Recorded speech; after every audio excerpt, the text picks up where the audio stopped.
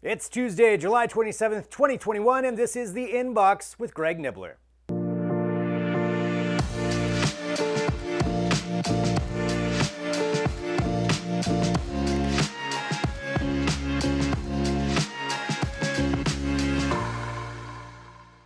All right, thanks for joining us. I am indeed Greg Nibbler. Please hit subscribe, share the show, let other people know about it. Today, what we're going to be doing is giving you 3 quick tech updates that I think you need to know about and will help you get through your day. First off, let's talk about Amazon Echo devices. Do you have one? Well, if you do, there is an update you should be aware of, and it has to do with both the wake word and the voice you hear from your device. I'm not going to say the AL word because I don't want to get your emails about how I set off your devices constantly. I've learned my lesson on that, but you know what I'm talking about when I say the AL word. Did you know that already previously to today, you had other wake words you could be using? They have 3 other ones: Amazon, Echo, and computer. So those were 3 ones you could already use. But now the new one is available for you in the settings, and it is called Ziggy. Yes, Ziggy.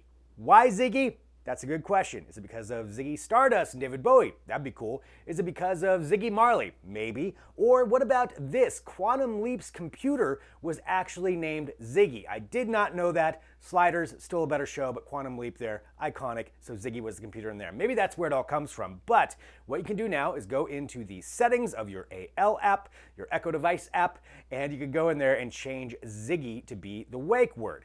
And there is more. You can also change the voice. So the voice is now this other one that they're adding in between the regular one that we're all used to when it comes to the AL voice. We're used to that sound. Now there is a deeper voice, or more masculine, if you want to call it as they are, voice as an option. You can actually do that without even going into the settings. You can just say your wake word to your device, say, hey, change your voice, and the voice will switch to the new one. You can decide if you like that or not, or go back to the old one. But nonetheless, some updates there for your Echo devices, something to definitely check out.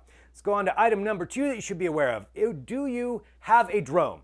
Are you a drone owner? Well, if you are, you may need to be registering it. Actually, you probably should. So let me tell you what's going on here. So these are some regulations from the FAA that were passed actually in 2018, but have just rolled out over the last month. So first off, the registration side of things. If your drone is 0.55 pounds or bigger, which is pretty much every drone out there except for those really little ones like the Mavic Mini, some of those other ones along those lines are maybe small enough that they wouldn't count for that, but 0.55 pounds is kind of the benchmark for most drones. If it weighs that and you use it for recreational flying, meaning you're just flying it around for fun, you now have to register that device. So how do you do so? Well, go to FAA Drone Zone, that is faadronezone.faa.gov, or just Google it, or here's the link right here, and that way you can go there, register your drone. So when you do that, you'll get one registration number that you can use actually for all of your drones. So you only need that one number. However, what you do have to do is put that registration number on your drone.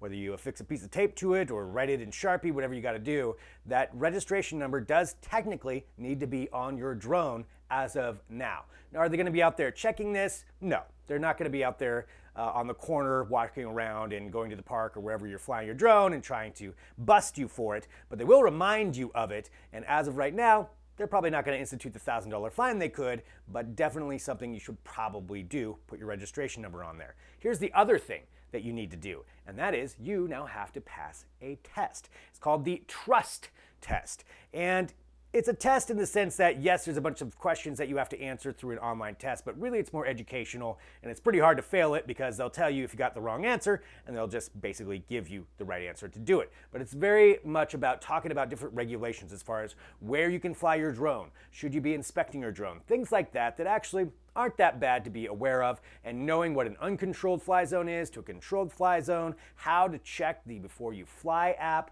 a lot of really important stuff if you're a drone owner. And once you pass the test, it takes about 10 to 15 minutes. I took it yesterday. It's really quick. But once you pass it, you'll get a digital certificate that shows that you passed the test.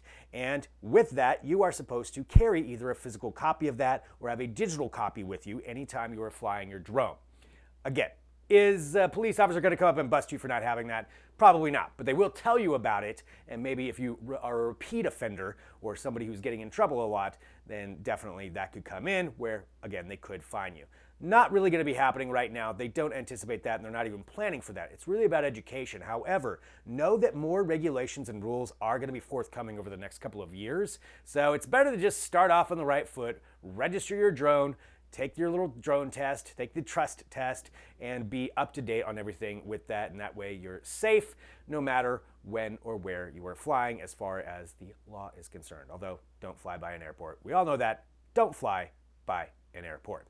All right, one final thing here for you to know about, talking about flying. Let's talk about ways of travel, and certainly on this show, we love talking about flying drone, flying taxi, different services, flying cars, you name it. If it's flying, we want to talk about it. This one comes from Joby Aviation and talking about their proclamation and video showcasing that they just flew 150 miles with their six-rotor aircraft. So here's the idea behind this one. This is going to be a commuter style. What they want to do is do those trips that right now you can take puddle jumpers for, like say LA to San Diego, Portland to Seattle, those kinds of flights. This would be the replacement for that.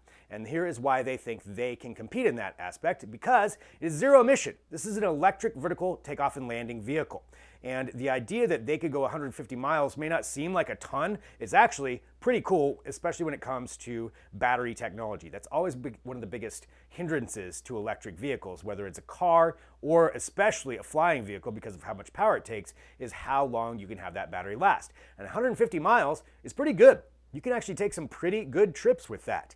And that's what they wanted to showcase with this. So you got the six rotors there. They think that they're going to be able to do this a few hundred times a day, basically going from these major hubs to start off with, probably from there, going to smaller hubs, more regional travel, things that can be really quick. And that vertical takeoff and landing means they don't need a big runway. They can actually have it set up in specific locations, maybe the tops of buildings, and make it a lot easier and more accessible for a lot of people. So it's a pretty cool showcase. They believe that by 2024, they'll actually have this service in place for regional flights, at least maybe in the LA area to start off with. You can see this taking off worldwide. They're not the only ones that are getting into this. Still pretty cool. 150 miles with a six-rotor EVTOL aircraft. That's Joby Aviation, and congratulations to them. So kind of a cool video. So there you go. There's 3 quick tech updates for today. I know that's not a lot, but I figured that'll get you through the day for right now, and we always want to bring you more information, so hit subscribe to 2 Box Media. And don't forget, I've got another show as well, and that is called The Loop with Winnie and Greg. We're live every Thursday at 2:30 p.m. Pacific, 5:30 Eastern.